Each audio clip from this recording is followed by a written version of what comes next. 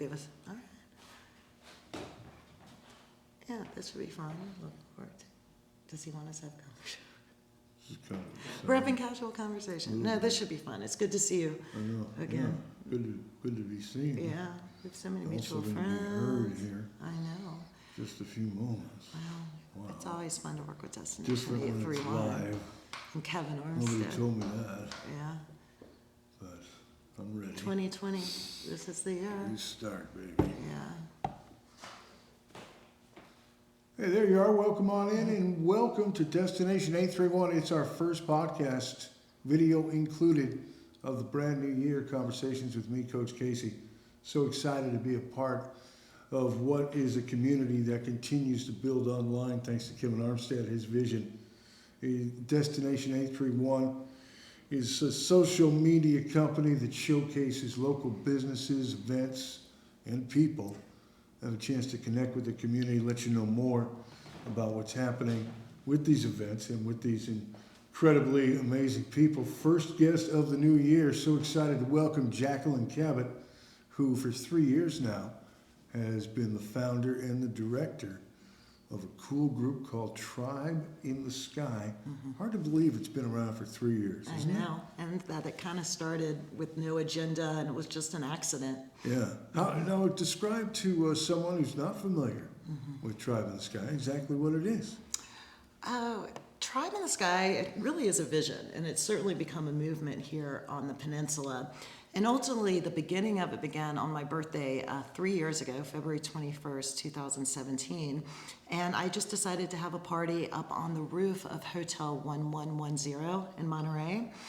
And I invited random people. It was a Tuesday night. I had lived here for a few years and then gotten tapped in, I guess, to a lot of different tribes, from Rotary to the Rockers to the Cowboys to the many types of people. Cross-cultural all these different communities. And what I noticed was a lot of these people had never even heard of each other. And they had the opportunity to truly connect. And so I decided, why not? Why don't we meet weekly? There's something about having a consistency and these people having the ability to connect weekly. So we've been doing that for almost 3 years now.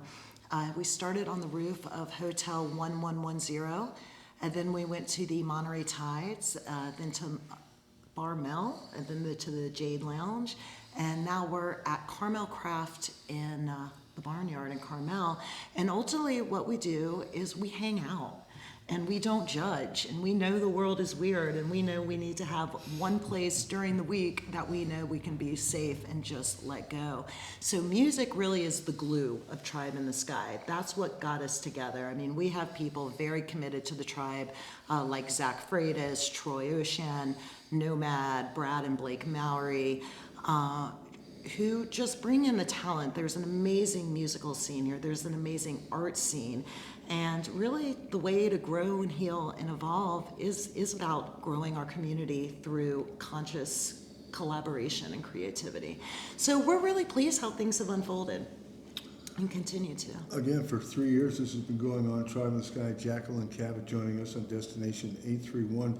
You mentioned the we, when you got to Zach and Troy and Matt Men and those folks, well-known musicians throughout these parts. And it really is pretty much a generational thing as well. I mean, we have some age separation in there. Oh, gosh. We've got different types, different genres of music blending together. That's all pretty part of the cool thing. Well, you were sort of significant in bringing some of the younger talent on the map, because Tribe in the Sky had a stage at the Weston Festival in the summer of 2018, and we had the Beetle Boys, and you gave them a huge plug, and the stage a huge plug, but you know, that was around a time some of the younger ones did start surfacing. The Beetle Boys, you have a Catherine Lavin who's 14. And what's been pretty incredible is watching the old timer, the Rockers, which, you know, and I did comedy in New York. We all did hard living to some degree in our 20s and 30s and probably onto a little later. And the fact that any of us are still alive, and to watch some of these older people truly become mentors for the younger ones. And it's just this beautiful balance. And it continues to unfold, and it's fun to watch. And it is fun to watch. And one of the things that's fun to watch is when you do go to one of the Tribe in the Sky events and Typically, they are Tuesday nights, and we'll talk about the celebration that's going to be taking place next month, the 3-year anniversary. But it's fun because it's not just the musicians. It's folks that are maybe just going to pick up a pair of bongos or bang on a drum or do something else. They're going to be inspired and motivated by what's taking place. We started off acoustic, and I really stayed committed to that when we were on the roof and on the Monterey Bay. We did plug in for a while, and it was totally significant. We learned a lot. It allowed a lot of collaborations to unfold because a lot of these musicians are now in bands together and absolutely support each other. We came back to the acoustic at Carmel Craft, and because it is so wildly inclusive, that what I found is if we plug in even just one piano, like that random person who shows up with a maraca or a tambourine or a drum isn't intimidated. And it really becomes an experience in the whole room where there really isn't a wall. It's really a celebration, and it's, now it's so popular calling, opposed to funerals, having celebration of life. Yes. And really, if Tribe were to have a tagline, I believe that's what it is. It's the celebration of life. I like it with a lot of rhythm. A lot of rhythm. Well, we got to get back to that rhythm. That's what's going to save us. And it certainly is, well, a big part of it. By the way, thanks so much for being part of Destination 831, Coach Casey, joined by Jacquelyn Kabat, who is the director of Tribe in the Sky. And Destination 831, we're excited about what's happening in the new year. We have all sorts of capabilities, technical. This is the podcast. We've got video. We've got all sorts of expertise. And we'd love to work with you, Kevin Armstead, myself, and the rest of the staff at Destination 831. Now, you talk about, we've talked about the events on Tuesday. There's a lot that takes place before that. So let's step back, look at the social media marketing aspect of it. Tell me about your role in that and how you're able to kind of hurdle or try to keep everyone together or at least informed, right? Well, it really is the power of social media, and like anything, it could be used for and can be challenging and not used with integrity. However, I believe when used with integrity, it's a really powerful medium. And I came here, I moved here 5 years ago from New York, and I had a significant amount of a social media following. So when I got into the promotion and the producing here, we kind of gave ourselves our own PR. We have gotten a certain amount of press from the Herald and the Weekly and a certain amount of capacity, but we are constantly PRing our events, which just comes down to if I do a post, I tag a lot of people who have their own followings and have been committed to Tribe. So we really, getting the word out on our own has been incredibly successful. I mean, it's incredibly powerful. And then not only that, it gives other people an opportunity to contribute in another way. Some of them are not, they're going to be more gifted in that area than as opposed to playing the music. Exactly. Getting out there and all sorts of go. I was going to say, just as far as collaborations and people who are connecting online through Tribe and in person through Tribe, our collaboration is so much beyond even just the musicians coming together. For example, Laura Beth Messimer, I don't know if you've met her before, but she's the CEO of G.I. Josie, and they provide support for women who've been sexually abused in the military. And they have a ranch out in Aromas where they get to do sort of more holistic programs to heal. So through Tribe, she met a lot of people to help her grow that nonprofit. Yeah, interconnecting through that area. Now I do remember, as you mentioned it, Laura Beth. Is Laura Beth? Laura Beth, yeah. And all the good work she's doing. Jacquelyn Kabat is our guest. You are watching Destination 831. We are streaming live, which is always exciting. Got to step up the game. There's no safety net to fall back on. There's not. We got to wing it. Well, there was a cat floating through here earlier. That's right. Who was trying to I know, man. Trying to stage work the board. Doesn't take much. Now, you mentioned you've been here for, 3 years with Tribe in the Sky. And before that, a few years prior. Take us back to what you were doing before you got to California, maybe how some of that experience is wrapped into what you're doing now. Well, I got involved in comedy right when I moved to New York in 1997, and I got into a theater program at the American Academy of Dramatic Arts, which ultimately got me to New York right after college. I went to the University of Georgia. However, I really found my love in improv. I like the rules. I like the rules of improv. I guess the word tribe is coming up a lot, but ultimately when you're in an improv group, you've got that kind of synergy and connection and group mind and group consciousness like a band does. And so I was always friends with musicians, and we just have a mutual respect for each other, comedians and musicians, because I think we think what each other does is the hardest thing. Oh, and timing is important. Rhythm, that sort of connection. Comedy really is rhythm. Yeah. But I think it's important to say too that I think part of the success of Tribe is it's such a collaboration, and I can't burn out myself. So taking the role of director, opposed to doing all the filming, all the marketing, all this, that there are other people who have really stepped up. For example, Jeff Rothel and Rosie Brewer and Chuck Brewer are out supporting everyone, and they're getting videos. And just seeing what people's strengths are and who's showing up and what they're naturally good at and drawn to do. And if you sort of hone on those skills for them, it serves the whole. Right. Yeah. Yeah, you mentioned some special folks in there when you were talking about Chuck and Rosie. A lot of talent in that family. They and they really just are. moved back a year ago. They're from here. It's hard to believe. I yeah. know. Making such an impact. Of course, Chuck joined the El Dorados band probably about 6 months ago. Mm-hmm. And I always say, even though I don't see the movies, I'm trying to get more hip.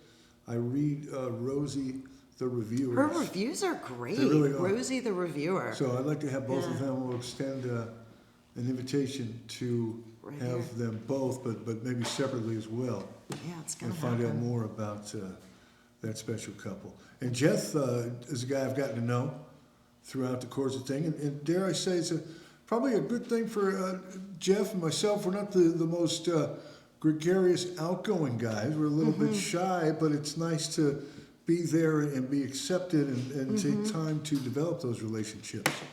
Thank you. You guys are really significant to have in a room. It just adds a nice vibe. We're all one big song trying to create harmoniously. Just a little bit of a vibe, Yeah, a trying little to bit be of a vibe. creative. I got you. Thanks so much for being a part of our first podcast here on Destination 831. Tribe in the Sky, somebody's interested, has not yet been a member, wants to find out more information. How would they go about doing that? Sure. We have a page on Facebook, Tribe in the Sky, and you can check out Instagram. And just a lot's going on in this upcoming year. We work with the Pacific Group Chamber of Commerce, and for the second year, we're going to have a stage at the Good Old Days Festival. That's always a lot of It's fun. so fun.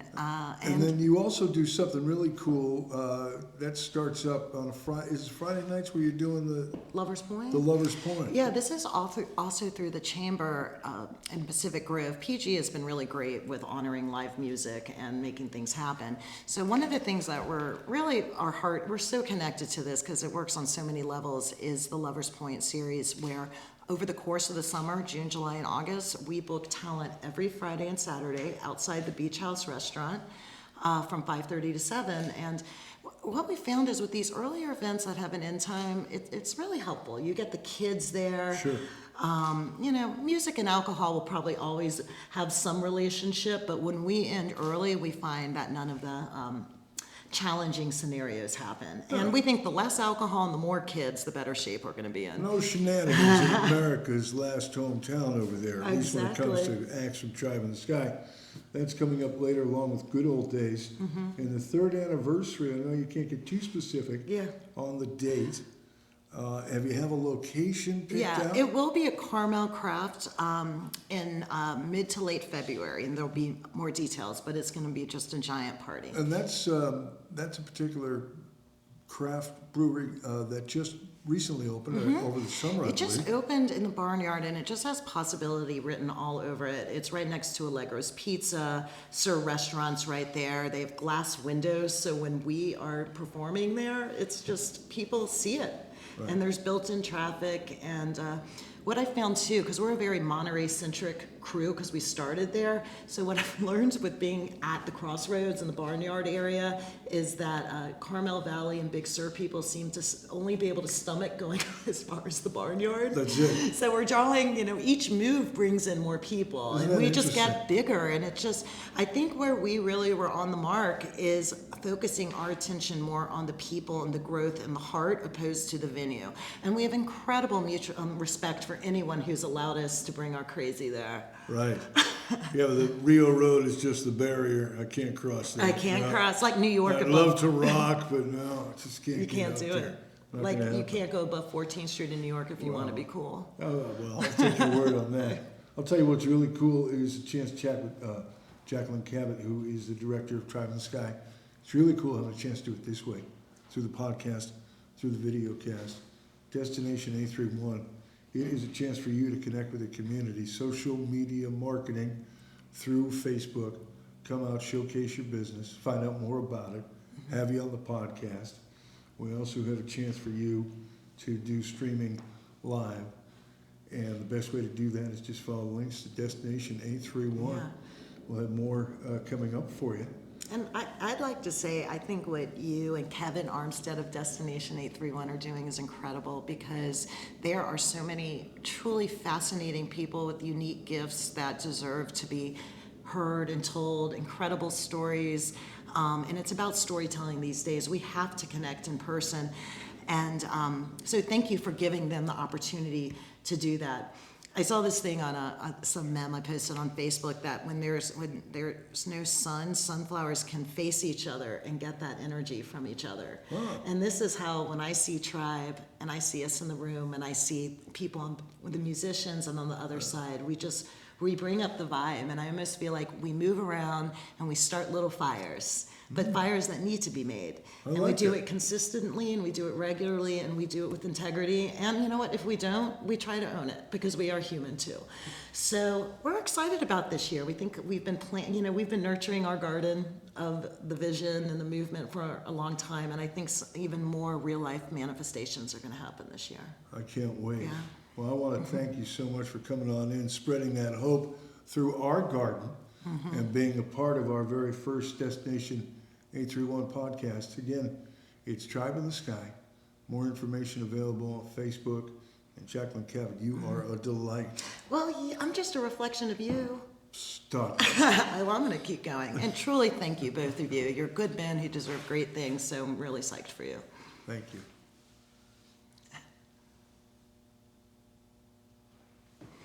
You good? I think it's pretty good.